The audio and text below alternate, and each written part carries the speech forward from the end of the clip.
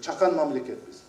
Биз көлөм менен продукцияны, айыл чарба продукциясын Кыргызстанда айыл чарбасына жарактуу жерлерди натыйжалуу пайдалануу азык-түлүк коопсуздугун камсыз кылуунун негизги багыттарынын бири. Бирок климаттын өзгөрүшү, жердин деградациясы жана суунун тартыштыгы дыйканчылыкка жаңы чакырыктарды жаратууда. Ушул маселелерди талкуулоо максатында Ысык көл районунда илимий өндүрүштүк семинар уюштурулду. Ага мамлекеттик органдардын өкүлдөрү, окумуштуулар, айыл чарба тармагындагы адистер жана жергиликтүү бийлик өкүлдөрү катышты.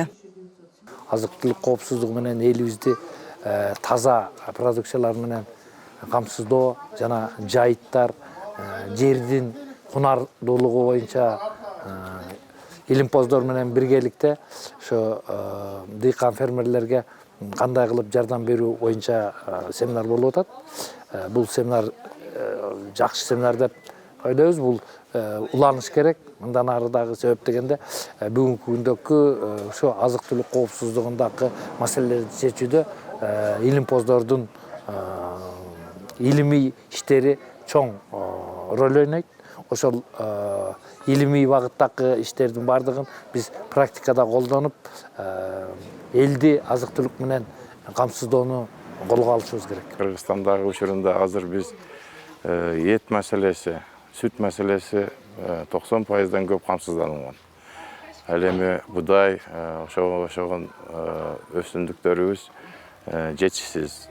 Жетишсиз болгону 50%-дан ашык камсыз болот. Биз Россия менен Казакстанга көз карандыбыз. Биз ошондо үчүн Кыргызстанда азыркы ошо маселелерди камсыз кылыш үчүн кандай технологияларды алдыңкыларды колдонсок, кандай өсүмдүктөргө баса көңүл бура турган маселелер коюлду.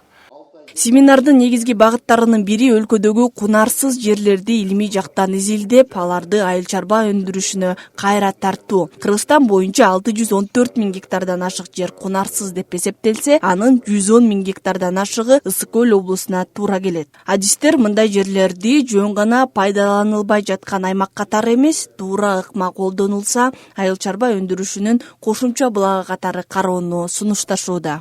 Глобалдык масштабта климаттын өзгөрүүсү айыл чарба продукциясын өндүрүүдө дагы, фермерлер аны иштетүүдө дагы чоң таасирин тийгизип атат.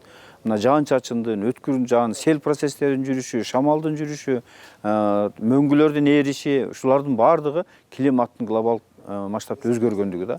Биз ошондой кырдаалдарга кантип ылайыкташып иштешибиз керек. Практик дыйкан чарбалардагы жетекчилерин дагы алып келгенбиз. Алар дагы өздөрү жасаган иштери жөнүндө айтып атат. Мына бүгүн жакшы илимий баяндамалар болду.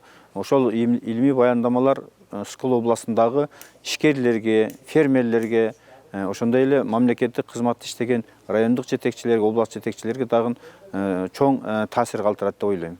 Бул багыттагы илимий өндүрүштүк семинар өлкөнүн башка аймактарында да өткөрүлүп жатат. Буга чейин Ош жана Жалал Абад облустарында уюштурулган иш-чара эми Ысык көлдө уланды. Илимий изилдөөлөрдүн натыйжаларын өндүрүшкө киргизүү менен кунарсыз жерлерди натыйжалуу пайдалануу, айыл чарба өндүрүшүнүн көбөйтүү жана климаттык өзгөрүүлөргө ыңгайлашуу аркылуу өлкөнүн азык-түлүк коопсуздугун бекемдөө мүмкүнчүлүгү түзүлөт. Адистердин айтымында азык-түлүк коопсуздугу бир гана айыл чарба өндүрүшүн көбөйтүү менен чектелбейт. Жерди сактоо, суу ресурстарын туура пайдалануу жана климаттын өзгөрүшүнө ылайыкташкан технологияларды киргизүү да маанилүү. Мындай илимий изилдөөлөрдүн практика менен айкалышы өлкөнүн айыл чарба тармагын туруктуу өнүктүрүүгө өбөлгө болору күтүлүүдө.